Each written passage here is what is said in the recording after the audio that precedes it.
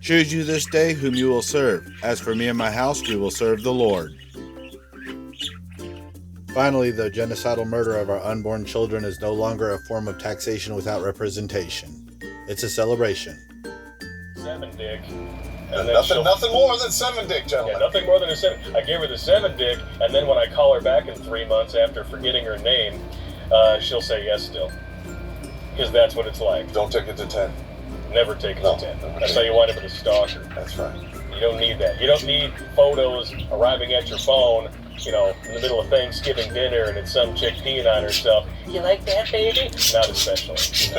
I'm eating. Thank you. I've got a why? Because I can do better. They think they can do better until they can't. And let's face it, there's a lot of women out there in their 20s who do this 4 or 5 times and get away with it, no problem. Yep. And then when the wall shows up, it gets ugly for them real quick, man. Yep.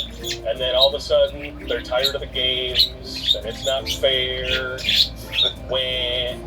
Sorry, ladies, the only thing that... Sell me government. Sell me government. Come on. Sell me one fucking thing they've ever done that they made any better. Sell, go, yeah. Come on. Did you hear that? Autistic screeching in the distance. The Karen Como moment. The Karen Como. As their heads explode. I know what you're talking about, man. If you've managed to live your life so that you've somehow avoided the West Elm Caleb saga that unfolded over the last week, you're probably a happier, less perplexed person because of it. And if you're like this. Yep. But the biggest difference being, because they are programmed right out of the box, it doesn't require any effort. You get the polar opposite reaction. They treat it as modus operandi. Yep. It's just another thing this is something that they do. And I'm going to be honest, like women literally drop out of the box, factory programmed to do shit like this. Yep. But I'd say this is that men will be judged for this publicly, and obviously things will go viral on TikTok when these guys are called out. When it happens to women, you get the polar opposite reaction. They treat it as modus operandi. Yep. It's just another thing this is something that they do. And I'm going to be honest, like women literally drop out of the box, factory programmed to do shit like this. Yep. But the biggest difference being, because they are programmed right out of the box, it doesn't require any effort or work on their part to do this whatsoever. Women are born... has been able to push back against entrenched powers, to gain ground little by little, to expose the lies of the abortion movement, and now to find ourselves on the cusp, almost a half-century later, of finally overruling the most egregious court decision in the history of the United States. It's because of your courage, clarity, and commitment that we're able to tell the truth. In Roe v. Wade, they pretended that emanations and penumbras of the Constitution, unknown to the people who wrote the Constitution and invisible to the naked eye, had actually secretly enshrined a right to abortion that had, for whatever reason, gone undetected until 1973. It was a lie. No matter how much the pro-abortion movement wished to pursue, the Constitution simply does not include any right to abortion. In the 1990s, abortion advocates called for the procedure to be safe, legal, and rare. Today, they call for abortion on demand without apology throughout every stage of pregnancy up until the moment of birth, sometimes even after birth. Approximately 875,000 babies are killed every year in the United States through abortion.